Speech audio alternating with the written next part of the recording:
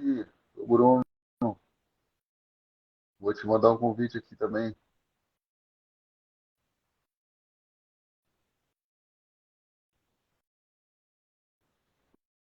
Pronto, boa noite a todos. Eu estou esperando o doutor Bruno para a gente iniciar. Eu mandei um convite para ele. Vou mandar de novo.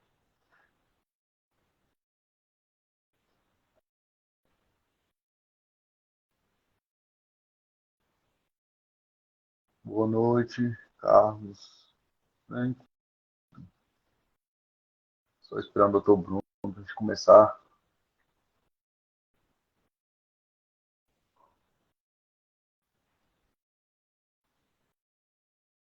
Boa noite, Camargo, Bruno. Bruno, doutor Bruno entrou. Vou mandar de novo para ele.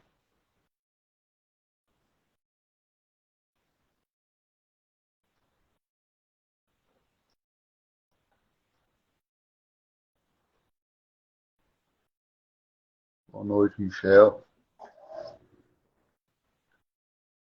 Doutor Bruno Telinski, tudo bem? Tá me ouvindo?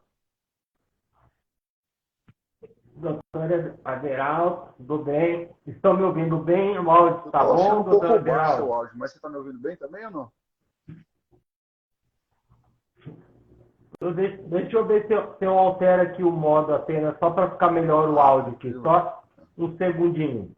Boa noite, Denis, Michel, Márcio, Rayane, André. E agora, melhorou, doutor Tá um Aderaldo? pouquinho baixo, mas se você falar mais alto a gente consegue pegar, mas tá um pouquinho baixo. Pelo menos para mim, não sei se também o meu fone aqui que tá baixo, não sei. Ah, agora Deixa eu melhorou. só organizar Melhorou. aqui, Melhorou. então. Vou dar uma organizadinha aqui para ficar mais prático, então. Só um segundo. O meu que melhorou.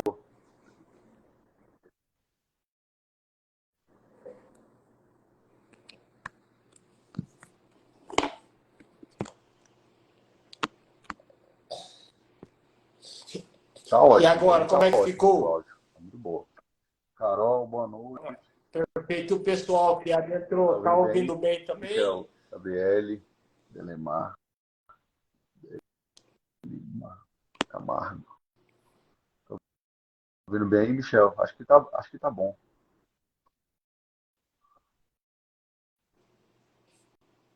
Eu acho que tá bom. Michel, se puder responder aí, se tá bem? Se tá ouvindo bem?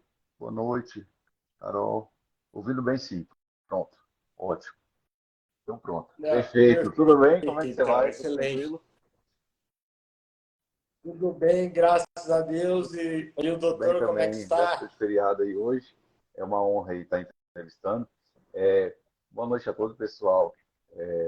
Hoje vai ser mais uma entrevista que a gente está fazendo.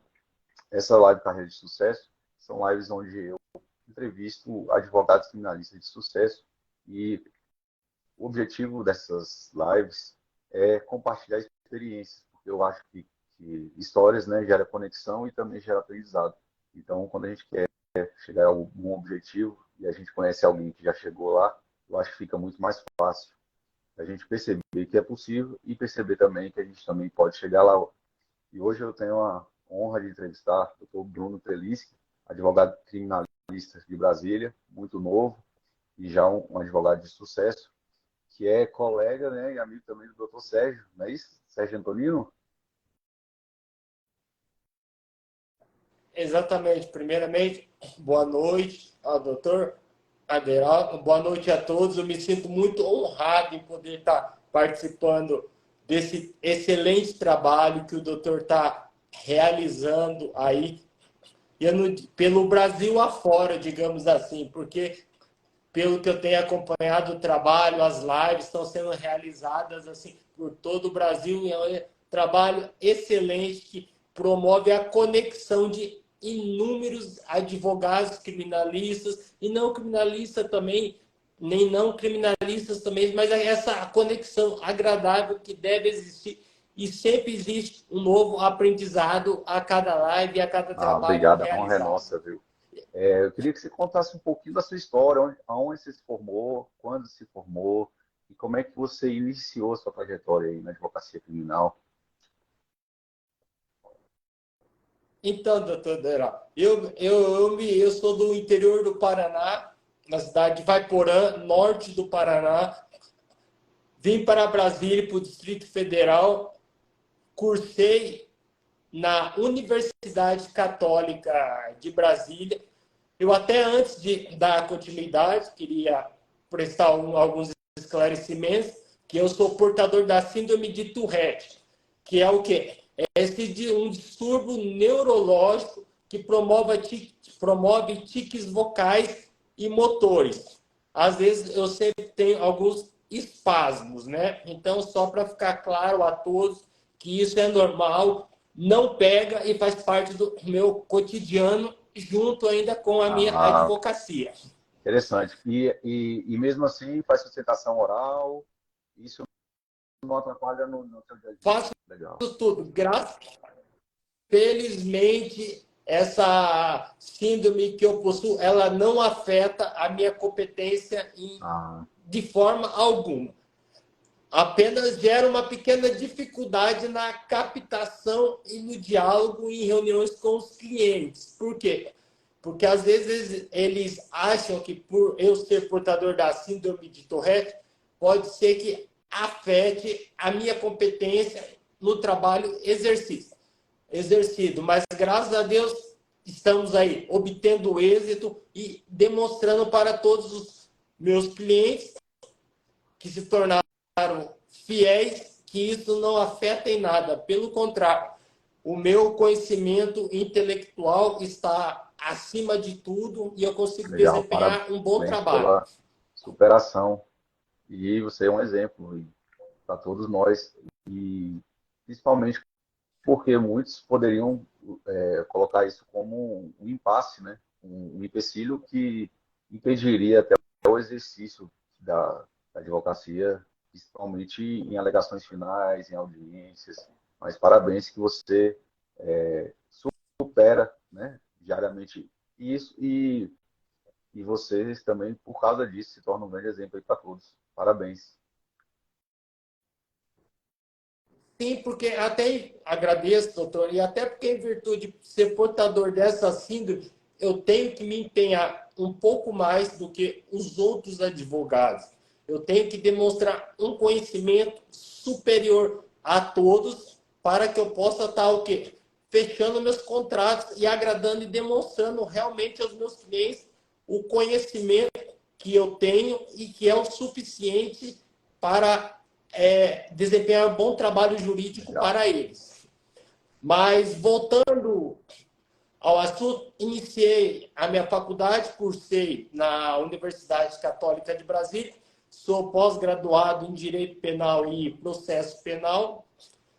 Uma das minhas maiores inspirações para desempenhar a atividade criminal foi, de fato, o Dr. Sérgio Antonino Fonseca, que me acolheu e ele foi uma das maiores inspirações para para eu seguir essa seara, né? Esse segmento da advocacia criminal. Tanto que praticamente eu morei dentro do escritório dele, acompanhava ele em algumas diligências, os atendimentos dele e aquela vontade, aquele dever que ele tinha para com os clientes de pôr em liberdade ou, no mínimo, minimizar os reflexos da condenação.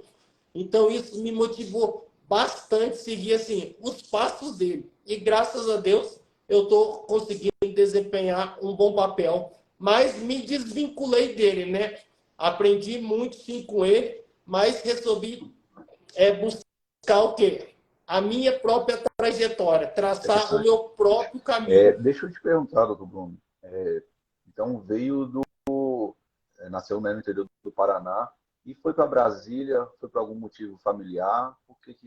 Qual que foi, assim, o que motivou a saída a Brasília para cursar a faculdade lá? Aí em Brasília, no caso. O que acontece, doutor? Interior é uma situação diferente, né? É aquela mesma rotina. No interior eu era sócio proprietário de uma oficina. E todos os dias a gente saía e fazia a mesma rotina. Jogava bola, passava a jogar sinuca, tomava chimarrão ou tereré com os colegas. E eu vi que eu estava seguindo um ciclo vicioso dos meus ascendentes, todos nos mesmos ciclos. E um dia eu parei, olhei em volta e falei: o mundo é muito grande para eu ficar apenas em Ivaiporã. Eu tenho muito a fazer e muito a conhecer por esse mundo afora. E resolvi quebrar esse ciclo e seguir minha trajetória. Tenho, sim, familiares aqui no Distrito Federal, porém, eu segui a minha trajetória de forma unitária, em virtude de alguns empecilhos familiares, essas questões costumeiras que ocorrem em todas as famílias, né? Que é comum. Aí eu segui o meu trajeto, não voltei para Ivaiporã, dei continuidade aos meus estudos e, felizmente, consegui me formar e estou nessa caminhada árdua da advocacia, mas muito Legal, muito bom satisfatória. mesmo. E foi. O doutor Sérgio está aí, doutor Sérgio Antolino, boa noite. Satisfação aí revê-lo, doutor Sérgio. É, e iniciou a faculdade com quantos anos? Você chegou novo em Brasília? 21 Com anos. 21 anos, na minha concepção, eu até iniciei tarde, porque eu gostaria de ter iniciado um pouco mais cedo para ter galgado alguns Legal. passos a mais.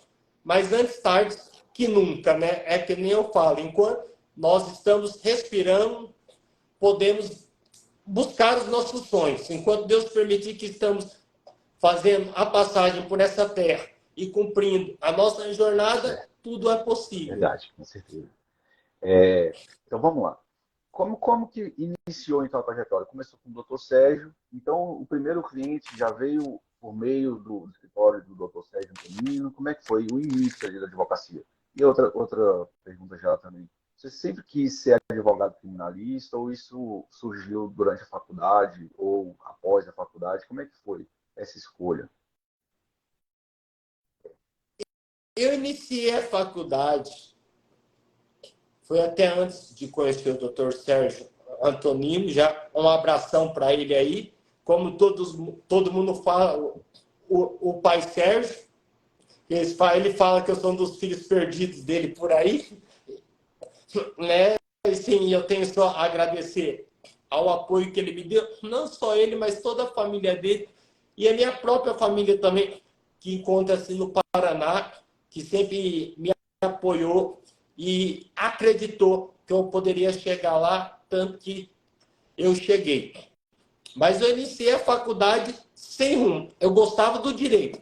Simplesmente eu entrei pensando no direito e era o que eu gostava e o que eu queria fazer. Mas no decorrer do curso, é como todo mundo, geralmente as pessoas falam, né?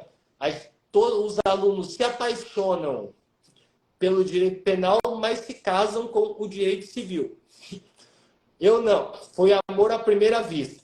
Me apaixonei pelo direito penal, casei e pretendo eternizar esse relacionamento aí enquanto for Legal, permitido. muito bom. E como que foi o início da sua trajetória? O primeiro cliente, como que foi? Até o doutor tinha mencionado se o meu primeiro cliente criminal foi vinculado ou junto ao escritório do doutor Sérgio. Não, eu já tracei o meu caminho, já, mesmo com todo o apoio dele, eu tracei o meu próprio caminho, né? Arrisquei, trabalhei um período em cartório, juntei uns recursos, mesmo após ter sido aprovado no exame da ordem, juntei alguns recursos para que eu pudesse montar o meu escritório, que inclusive casei com uma amiga de faculdade e nos tornamos sócios. E seguimos o nosso caminho. E o meu primeiro cliente criminal veio através de um advogado conhecido meu, que eu conheci nos balcões da vida aí das delegacias, né? Só que que ele me deixou na mão. Foi meu primeiro processo criminal, isso já tem aproximadamente 6 anos. Meu primeiro processo criminal, e eu vi que ele agiu com desleixo. Mesmo ele detendo o conhecimento, ele não fez nada para cooperar comigo ou me ajudar, sabendo do meu ínfimo conhecimento naquela época. Tanto que quando foi marcada a data da instrução, ele não apareceu. Eu, sem fazer nenhuma audiência de instrução criminal, sozinho, eu não sabia nem ao lado que eu ia sentar. Aí eu aguardei um pouco, todos se sentarem. Aí quando sobrou aquele espaço, segundo o meu raciocínio, eu falei, ali que é o meu lugar. Sentei. Consegui? Êxito. Consegui. Por quê? Porque foi eu que desenvolvi todas as diligências, eu que desenvolvi a resposta à acusação, os memoriais, os estudos das provas. Então, esse estudo prévio que eu fiz foi o que me ajudou a obter sucesso e conseguir conduzir a audiência de instrução e julgamento. E, a partir disso, esses primeiros clientes meus são clientes até hoje, indicam para todo mundo, sou advogado, digamos, já que faço parte da família deles. Pelo que você acabou de colocar, então, eu acho que ele segue aquele mesmo ensinamento ali do Dr. Sérgio, que foi um cliente que indicou para outro cliente, que indicou para outro cliente. Foi assim mesmo? Esse início. Exatamente. E continua até hoje. Essa corrente de clientes.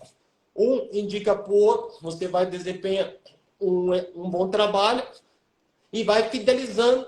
E os clientes vão pegando, tomando, digamos, conhecimento do seu trabalho, sabendo da sua competência e vão sendo fidelizados e ficam.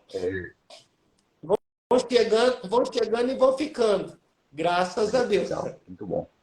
E, assim, uma objeção que muitos têm para que não inicia na advocacia criminal é justamente o medo ou o receio que tem com clientes, né? Porque muitos estão respondendo por crimes e, às vezes, crimes graves. Como que você fez? Você chegou a ter algum receio, medo de atuar na defesa de pessoas que estão sendo acusadas de crimes graves? Como é que você lida com isso, com essa relação entre você e cliente e você e família do cliente? Assim, medo eu nunca tive, não. Eu nunca tive esse temor, porque eu sempre coloquei as cartas na mesa. Eu nunca prometi milagre, nunca prometi absolvição.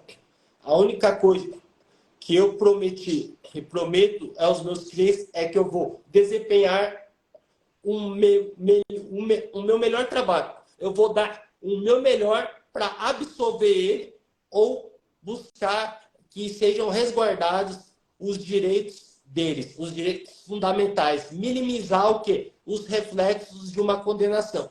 Eu sempre falo, não sou milagreiro, não faço milagre. E tenha medo de quem promete muito. Porque o advogado, ele é uma profissão de meio. Ele não é uma profissão de fim. A decisão não cabe a ele. Inicia com a fase inquisitorial, as investigações encaminhadas por Ministério Público, entra o advogado nesse meio, onde ele desempenha o trabalho dele para ir para que possa ir para julgamento. Então, a gente faz o trabalho de meio. Eu não posso prometer algo que não sou eu que vou julgar, que não sou eu que vou analisar. Eu vou trabalhar da melhor forma possível com as provas, com os instrumentos probatórios que eu tenho. Mas a decisão não é minha. E eu sempre deixo claro isso para eles. E quem prometer fazer algo que a gente já tem uma noção, né, doutor, que quando é possível uma absolvição, ou quando sabe que não é possível e a gente vai buscar uma redução da pena, vai buscar uma remissão ou os meios para melhor atender e beneficiar ele. E eu sempre falo, se um advogado prometer que te absolve nesse determinado delito, me fala quem é, porque eu vou pagar para ele me ensinar. Porque eu devo ter faltado essa aula, alguma coisa aconteceu. Porque nesse caso eu não vislumbro nenhum meio de absolvição. Mas se ele prometeu, eu quero aprender com ele. Porque não existe promessa. Você não pode prometer algo que não está em suas mãos. Então, a questão de não prometer o que não pode, né, cumprir. E, então, essa relação de advogado-cliente é muito baseada, então, na confiança, não é isso? Principalmente na advocacia criminal. Exatamente. O que ainda é um ponto que, às vezes, a gente sofre, digamos assim. Porque por mais que a gente firme e fidelize aquela confiança, ainda, infelizmente, existem alguns clientes que não contam tudo. Não sei se é por medo, temor ou vergonha, e escondem alguns pontos que podem prejudicar ele. Por quê? Porque, de acordo com as provas colhidas e com o diálogo com o cliente, se ele esconder alguma coisa, pode surgir alguma testemunha que fale algo que o cliente ocultou. E isso pode o quê? Atrapalhar a defesa, porque você não estava preparado para algo inusitado. Nós tentamos, com o jogo de cintura, agir de certa forma para minimizar. Mas eu sempre falo, fale tudo, porque isso pode prejudicar.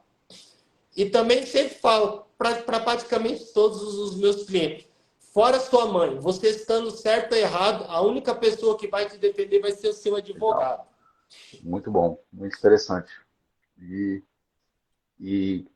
realmente faz toda a diferença essa relação aí de confiança e essa relação de entrega também, né, do cliente. Entregar a sua confiança Sim, sim. e realmente falar tudo que aconteceu para o advogado criminalista. Agora, É porque, de fato, ele está entregando a vida dele nas mãos do advogado, a liberdade dele ou as mínimas condições necessárias. Ele está entregando a vida dele ao advogado. Se tiver que entregar, entregue por completo para que se possa ser desempenhado um excelente trabalho. Já no início, você colocou essa importância aí que você dá de preparação e tudo. Qual que é a importância que você dá a isso, a preparação aí de atualização, né, principalmente de direito penal, processo penal e atualização jurisprudencial para a prática da advocacia criminalista? Você acha que é muito importante? É excelente. Esse é o ponto-chave para separar os advogados do mercado. Esse trabalho, esse exercício de pesquisa é o que diferencia os advogados, é o que fideliza e que coloca realmente os advogados que vão permanecer no mercado e os que vão sair do mercado. Por quê?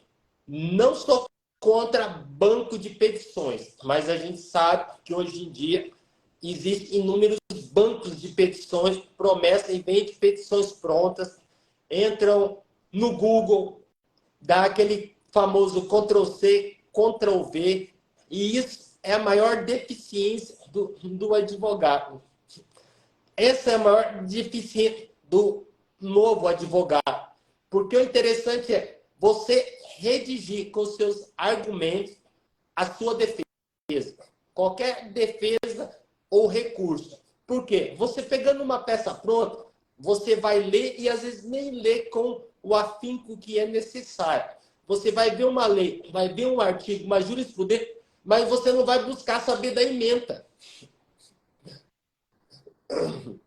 Não vai ter o aprofundamento necessário.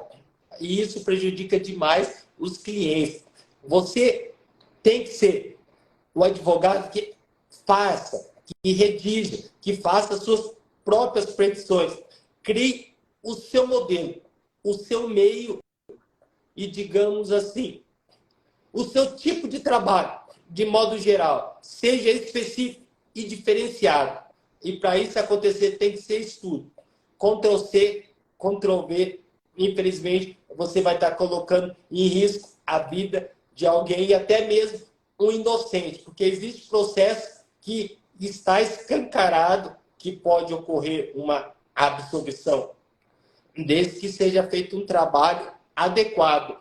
Por isso que ainda existe aqueles questionamentos e que são muito louváveis, os advogados mais antigos, aqueles que tinham que se debruçar sobre a mesa, abrir livros e livros, doutrinas, jurisprudências, que antigamente existiam até aquelas publicações de jurisprudências do STJ, do STF, que vinham, e livros, e os advogados adquiriam para fazer as pesquisas, porque tem que ser pesquisado, tem que se aprofundar, porque não adianta eu colocar uma lei ou um determinado artigo, sabendo que nesse determinado artigo vai ter uma exceção. E a gente tem que o quê? Barrar essa exceção. Tem que chegar até o ponto de não existir outra possibilidade a não ser o quê? O almejado pelo advogado.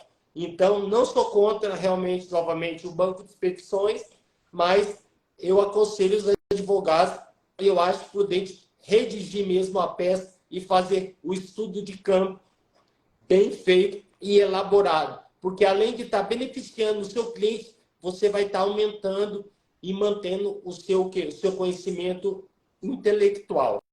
E isso nunca se perde. Muito bom, excelente. Muito bom mesmo. Naquele primeiro caso lá, que o Bruno pegou, você disse que o diferencial foi que você se preparou, né, para fazer aquela audiência. Então, você, ao chegar lá, mesmo que o colega que era para estar lá não estava, você se saiu bem por causa disso. Qual que é a importância de se estudar o caso antes de chegar em uma audiência, ou antes de chegar em uma audiência de custódia, ou uma audiência de instrução, julgamento, de estudar mesmo a prova daqueles autos? O que acontece, doutor Aderato? É porque a gente sabe que existem lacunas. E os requisitos, as ponderações, o mínimo. Às vezes, a resolução do caso está no mínimo e você não pode deixar passar despercebido o mínimo. Uma vírgula pode destinar a vida do seu cliente. Então, tem que ser feito esse estudo, tanto do inquérito, se aprofundar extremamente ao inquérito, às testemunhas, porque muitas vezes as testemunhas prestam um esclarecimento junto à delegacia de polícia civil, mas elas entram em contradição em audiência de instrução.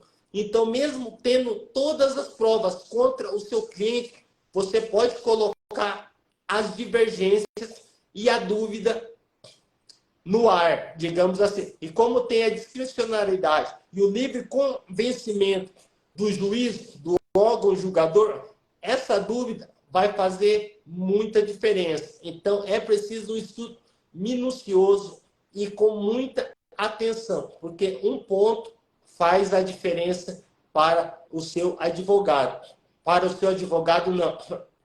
Perdão, para o seu cliente. E outro detalhe é que quando você tece toda a sua defesa, você está preparado para qualquer eventualidade que possa ocorrer durante uma instrução. Se você não acompanhou, não fez o estudo do caso concreto como se deve, você vai ficar perdido. E a coisa mais assim, complicada para um advogado é chegar a um questionamento durante uma instrução e o advogado ficar mudo.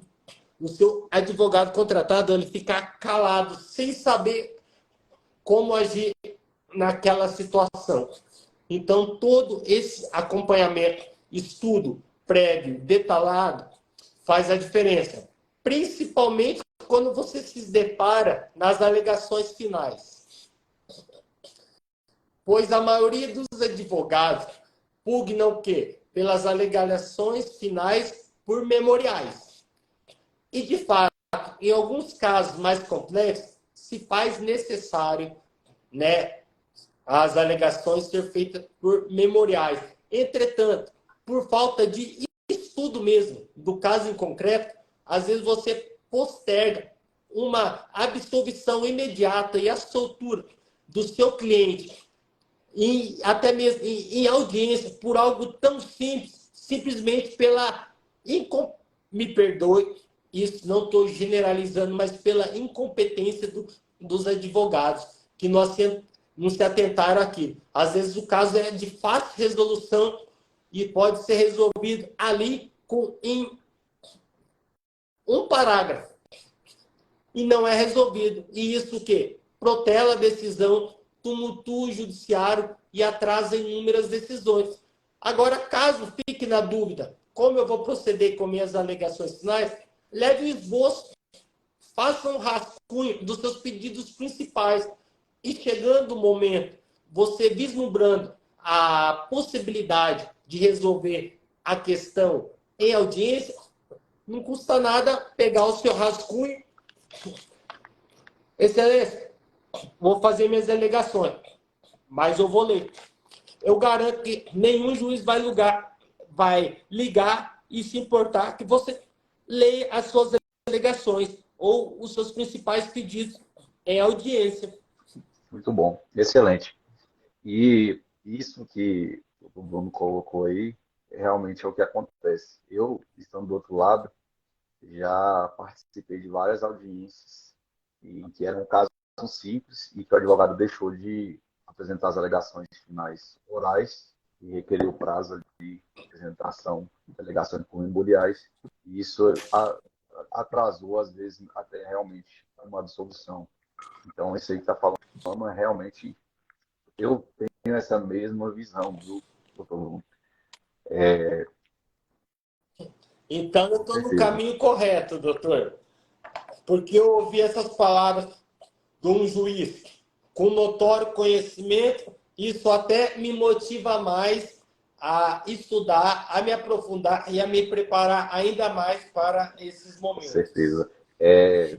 Muitas vezes também, às vezes o advogado ele não está muito presente ali na audiência. Às vezes a situação prisional do cliente pode ser perfeitamente resolvida ali na audiência. Às vezes, mesmo quando o Ministério Público, por exemplo, pede para que as alegações sejam por memoriais, o advogado ele poderia ali fazer um requerimento de uma liberdade, de uma soltura. Às vezes, os requisitos da prisão preventiva estavam presentes até aquele momento, mas chegou ali, não se faz mais presente, e às vezes o advogado ele deixa de fazer um requerimento, e às vezes ele deixa de conseguir que o cliente ali, a partir dali, responda ao processo de liberdade, simplesmente porque não estava presente naquele momento tão importante que é o momento da audiência de instrução e julgamento. Então, eu concordo plenamente com ele. E que não falta vontade de falar, né, doutor? Me perdoe, mas falar, doutor, lê o processo, estuda, doutor. Olha o que você está fazendo com o seu cliente, com a família do seu cliente.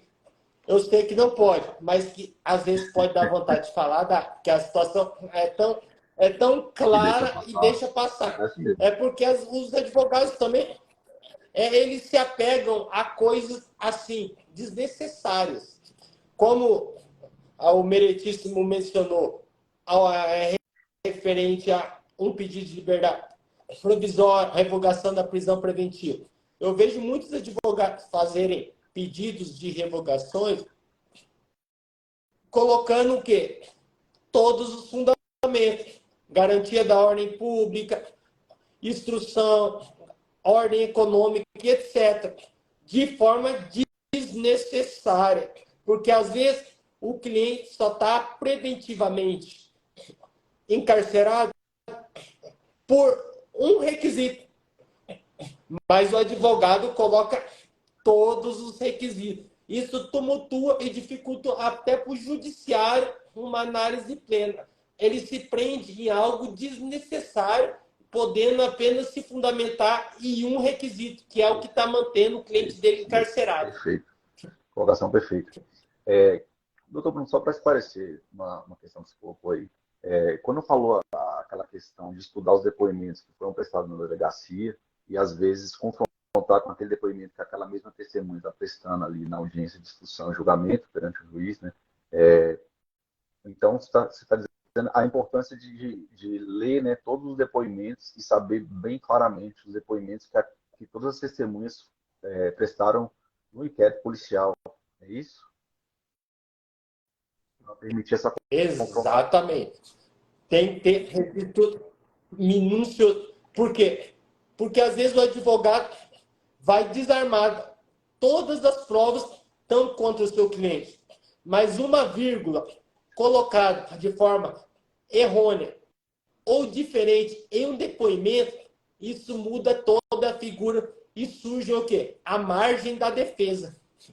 A margem da defesa está nessas minúcias. Uma divergência Porque na absolve. dúvida gera dúvida. Uma divergência reduz a E ali, pena. às vezes, essa divergência gera dúvida, né? E pelo que prevê a lei, na dúvida o juiz deve absolver. Indúbio pro réu. Perfeito. Excelente. Muito bom mesmo. Não é à toa, viu, que está fazendo sucesso. Eu acho que essa sua postura, essa forma de você ver essa clareza, é que te permite, com certeza, você fazer uma excelente atuação. E mais uma questão também, um pouquinho voltada para a prática. Na audiência de custódia também, qual é essa diferença dessa preparação prévia? E como é que você atua assim? Você já faz aquele requerimento, né, da liberdade ou da revogação da prisão ali antes da audiência, já protocola nos autos, ou só faz ali de forma oral na audiência? Porque muitas vezes, a depender da cidade, enfim, a depender do formato, é permitido que o advogado protocole esse requerimento, né, de liberdade provisória antes da audiência, e na audiência de custódia somente faz uma sustentação breve, né, oral. Como é que você atua, né, nessas audiências de custódia? Sim, isso depende, doutor, da competência. Quando é em outro estado, eu gosto de protocolar, fazer o protocolo e esse pedido de forma antecipada. Que a gente tem processo, assim, digamos, em quase todo o Brasil. Então, às vezes, não é viável você se deslocar lá sabendo da possibilidade que você pode resolver algo via petição de forma mais breve e menos onerosa, tanto para o advogado quanto para o cliente. Quando existe essa possibilidade, faço. Agora, aqui no Distrito Federal, geralmente eu faço a petição de qualquer forma, mas eu faço a sustentação oral. Por quê? Porque eu não me prendo apenas àqueles requisitos da prisão preventiva, a ilegalidade. A prisão é legal ou não? E fazer apenas aqueles requerimentos. Pugno pela liberdade provisória, tendo em vista que o réu é primário, possui residência fixa. Caso assim não entenda, Vossa Excelência requer que seja deferida as medidas diversas da prisão, com apresentação trimestral ou tornozeleira eletrônica, em suma. Eu não me baseio muito nesses pedidos. Às vezes, os juízes e os promotores não gostam, mas às vezes não tem como não entrar no mérito da causa. Por que eu falo? Porque existem alguns casos que, de fato, a prisão é legítima. Porém, a ilegalidade ocorreu antes da prisão em flagrante. E muitos advogados não se atentam nisso, que não é só a prisão ali em si que deve ser analisada, mas os fatos que antecederam a prisão. Porque existem alguns fatores que tornaram a prisão legal antes mesmo que ela ocorresse. Um exemplo Então, às vezes utilizo uma tese de mérito e eu faço uma análise anterior à própria prisão, para buscar ilegalidades, e não apenas focar na prisão em flagrante, se é legal ou não. Mas o que levou à prisão? O procedimento realizado pela polícia militar ou civil, que seja, que ensejou aquela prisão. Eu pensei no caso de uma eventual invasão aí de domicílio, né? Sem estar dentro daquelas hipóteses previstas na lei. nesse exemplo aí, que é aquele ato antecedente, por exemplo, às vezes a polícia, sem ter autorização da pessoa, entra, né, no domicílio da pessoa, e lá, ao entrar, encontra drogas, né? Mas aquele acesso não foi permitido e, portanto, ocorreu uma ilegalidade anterior, né, ali ao momento da apreensão daquela droga. E no entendimento do STJ é de que o encontro, né, posterior dessa droga, ele é ilegal porque houve uma invasão de domicílio sem prévia autorização judicial e sem que estivesse presente, né, os requisitos que a lei prevê. Perfeito. E que geralmente não é apreciado pelo juiz de custódia. Eles pedem para ser encaminhado para o juiz natural, o juiz da vara criminal, para que ele analise. Mas esses fatos, eles devem sim ser apurados, e eu sou defensor disso, em audiência de custódia, porque houve legalidade da prisão. Prova ilícita por derivação, ou como gostam de falar na faculdade, a teoria da árvore dos frutos podres. Mas prova ilícita por derivação. E eles não gostam, mas isso tem que ser requerido e tem que ser suscitado, porque você pode sim... Caiu aqui, perdão. Pode sim ser suscitado e deferida a liberdade do seu cliente em virtude desse estudo prévio anterior à prisão, e não focar apenas na prisão em flagrante. Quer fazer alguma pergunta para mim? Pois não. Sim. Então a gente também vai abrir a pergunta. Excelente. Eu tenho uma pergunta até interessante, porque todos sabem que a palavra do policial é a força probatória do Estado, principalmente em se tratando de tráfico de drogas. O STJ está mitigando um pouco isso aí, essa turma do STJ. Exato. Então, os policiais apreendem a droga, as testemunhas são os policiais, e quando os policiais fazem a apreensão, a intenção deles é o quê? É ver o cidadão ser condenado. E provas baseadas apenas em depoimento policial de quem fez a prisão e de nenhum civil ou de nenhum agente virtual, isso fica claro e já automaticamente o cliente, o indivíduo é considerado culpado. E isso que deve ser reanalisado, porque deve ter o quê? Uma amplitude de provas e não se basear apenas em declarações dos policiais, porque a intenção deles é ver o indivíduo que eles prenderam ser condenado. E isso se torna desproporcional. Não existe uma proporcionalidade decente e correta para um julgamento. Até porque o advogado, durante o processo criminal, ele já sai perdendo. Por quê? Qual que é a função do delegado? Ele é responsável por liderar e supervisionar uma investigação.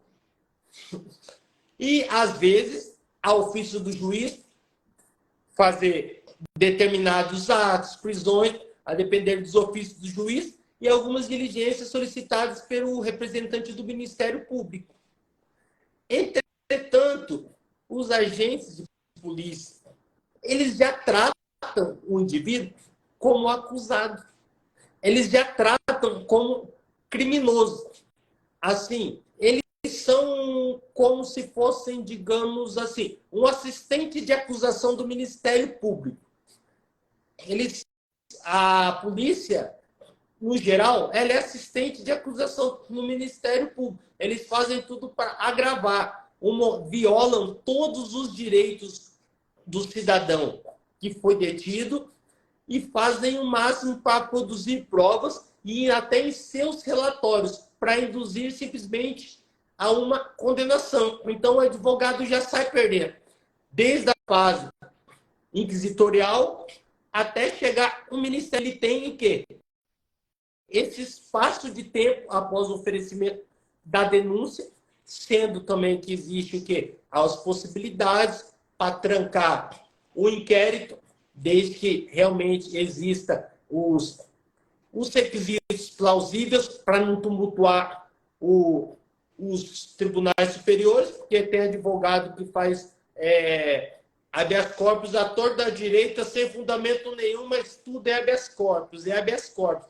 Mas esquecem que existem outros procedimentos que podem resolver. Então, o advogado já sai perdendo. E ele tem esse meio termo para reverter essa situação e contornar da forma melhor possível. Entendi. Eu, por exemplo, há pouco tempo aí, acho que foi semana retrasada, teve um caso de absolução em que a pessoa que foi presa alegou, enfim, que foi plantada a droga, enfim. E só tinha um depoimento de um policial, o outro tinha dois policiais, um policial não se lembrava de nada, absolutamente nada, e o outro policial se lembrou de algumas coisas, mas não falou coisas simples como onde foi encontrada a droga, enfim. E aí a alegação do réu e da esposa foi que houve uma invasão ao domicílio e que a droga não foi encontrada da droga, juntou populares ao redor da casa, e essa versão do réu e da mulher. E o réu disse que a polícia, quando percebeu que estava pessoas populares ali ao redor da casa, falou: agora a gente vai ter que levar, porque já tem padrinhos aí dele, a gente vai ter que levar ele preso. E aí, essa foi a versão do réu.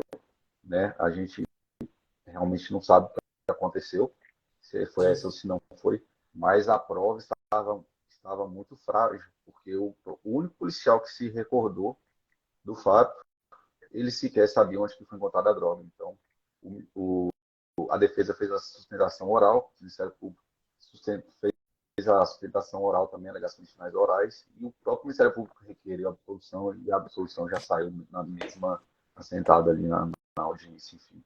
Então, a Sim, gente, sim. né, realmente não sabe o que aconteceu, mas assim, eu acho que, enfim, acho que a regra sempre a polícia é honesta, os policiais, mas eventualmente pode acontecer. E realmente eu acho que é mais difícil, né, para a situação do acusado, porque quando você tem um agente do Estado, né, um representante do Estado, presumidamente é para ele cumprir a lei, né, ele tem um cargo público, enfim. Então, realmente é uma situação que pode ocorrer, né, eventuais abusos. Mas, assim, no que se refere ao tema, estou acompanhando a jurisprudência, principalmente da sexta turma do STJ, eles estão mitigando essa força probatória, né, que tem o depoimento dos policiais. Então, realmente, o STJ ele está mitigando um pouco esse poder, porque geralmente não, muitas vezes, principalmente nesses crimes de tráfico de drogas, realmente é só um ou dois ou três policiais e não tem outra testemunha sobre o fato. Então, realmente, acaba ficando. Exato. E um lembra, dois ou três não se recorda, porque existem várias ocorrências. E um se recorda de forma parcial. Tanto, doutor, que existe até uma estatística interessante do professor Valores, do livro Direito Penal, Guerra contra as Drogas, que 70% das prisões em flagrância ocorridas foram apenas por policiais que tiveram testemunhas de policiais, e desses 70% dessas apreensões, 91% das pessoas foram condenadas apenas com base no depoimento dos policiais.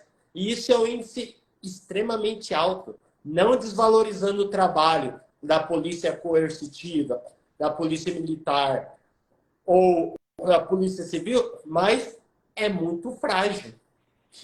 Isso é muito frágil para ensejar uma real condenação. Pessoal, alguém quer fazer alguma pergunta? Aproveitar aí que todo mundo está aí. Se alguém quiser fazer uma pergunta, a gente faz aqui para ele. Deixa eu ver se alguém fez. Vamos ver se alguém vai fazer. Mas é isso, doutor Bruno. Para mim foi uma honra essa. Mas quer fazer mais alguma coisa? Doutor, agora, uma dúvida. Algo assim, que até hoje eu não compreendi direito, que é sobre a ANPP. Acordo de Não Persecução Que foi Penal. tratado aí pelaquela pacote anticrime. Exato. Eu não entendi até hoje os padrões que o Ministério Público utiliza para determinar os acordos. Por quê? Ocorreu semana retrasada comigo 2 casos semelhantes. É claro que existe algum ou outro, existe exceção, mas 2 casos extremamente semelhantes, mas cujos acordos estipulados, por mais que eu pugnei pela redução, não foi aceito. Então eu não entendi essa discricionariedade do Ministério Público, porque um acordo, o delito é o quê? Estelionato. Estelionato. Réu primário, residência fixa, assumiu a culpa, assumiu o crime, que é um dos requisitos. Para eles estipularam 50 horas de serviço comunitário ou multa pecuniária de R$ 1.000. Outro caso, multa pecuniária de 2 salários mínimos e 200 horas de serviços comunitários, sendo casos idênticos. Então, eu não consigo entender da onde que vem ou qual patamar que é seguido pelo representante do Ministério Público para imputação desses fatos, desse acordo. Porque, de acordo com os delitos, deve-se existir uma ponderação e ser padronizado, Mas né? realmente, da forma que ficou, né, colocado aí na lei, existe realmente essa discricionariedade aí do Ministério Público. E eu não sei como é que a jurisprudência vai né, qual vai ser o sentido que vai se manifestar nesses casos aí, em que em casos semelhantes, né, há um tratamento diferenciado. Mas realmente, assim, porque para o juiz ele vai, só cabe mais o juiz ali ele homologar, né, A homologação. Então, e homologação. esse critério, essa discricionalidade ficou realmente, né, prevista aí ao Ministério Público. Então, eu não sei como é que isso vai ocorrer aí quando há um tratamento diverso, enfim, eu não sei como é que vai ser a manifestação da jurisprudência. Sim, mas futuramente deve começar as jurisprudências, porque isso também depende dos advogados começar a recorrerem e a buscarem né, essa compreensão. Porque, infelizmente, se a gente for analisar, 99% dos juristas são promotores e juízes. Nada contra, doutor, mas são promotores e juízes. E os juristas, advogados de defesa, cada dia estão sendo reduzidos. Você não está mais achando doutrinas de defesa, porque os advogados não estão trabalhando para o quê? Para facilitar o seu próprio trabalho e unificar um entendimento. E isso eu já aconselho a todos os advogados. Vamos buscar criar jurisprudências, começar a escrever novas doutrinas para que não precisamos ficar amarrados, principalmente dos representantes do Ministério Público, que visam a condenação. E nós, advogados criminalistas, somos o quê? Em prol da Verdade. liberdade. Assim, eu estava até pesquisando um pouquinho sobre o tema, doutor Bruno, e tem, assim, se houver algum abuso, o que eu acho que caberia ao advogado, um abuso que eu digo nas condições oferecidas pelo Ministério Público nesse acordo de não persecução penal. Se houver algum abuso, alguma condição muito gravosa, cabe ao advogado ali solicitar ao juiz, externar isso ao Sim. juiz, e o juiz ele vai poder eventualmente devolver esse ato ao Ministério Público para que seja reformulada essa proposta. Aí eu estava pesquisando aqui, inclusive está no artigo 28A, parágrafo 5º. Então tem pelo menos o legislador deixou essa via aí. Mas uma vez que o Ministério Público não concorde alterar, eu não sei o que vai caber, se seria o caso de mandar ali o PGJ para eventualmente ele fazer uma outra proposta, enfim. Mas eu acho que caberia ali, pelo menos, para o advogado fazer esse requerimento ao juiz e aí ver se melhora as condições, enfim. Mas Sim. realmente ficou ao critério do Ministério Público. Muito bom. É isso, doutor Ricardo. Se alguém tiver alguma dúvida, pessoal, já estamos chegando aqui no fim. Doutor Bruno, muito bom. Foi uma satisfação, uma honra. E aprendi muito aí também nesse nosso bate-papo. Parabéns. Excelente. A honra minha. E como eu sei da sua história, que você tem raízes aqui no Distrito Federal, em Brasília, eu já deixo o convite. Assim que puder, tiver o tempo, estiver passando por aqui, entre em contato para a gente Ótimo. tomar um café, jantar, fazer alguma coisa, um bate-papo, Vai convidar ser o doutor ótimo. Sérgio, fazer alguma coisa para a gente ter um Vai ser contato ótimo. pessoal, Muito bom. conversar Com um pouco. certeza, vamos, tá marcado, só aí que a gente marca assim.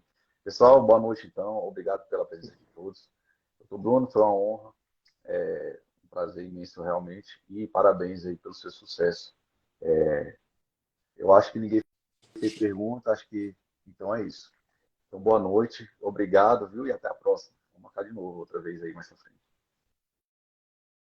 Boa noite, doutor Federal. Eu agradeço e até as próximas oportunidades. Se Deus quiser, teremos outras lives ainda, outros Com temas a certeza. serem tratados. Ótima noite, agradeço Boa noite a novamente o todos, professor convite. Gonçalo. Até logo. Boa noite a todos. Obrigado pela presença Um de abraço. Tchau, tchau. todos. Um abraço, até mais.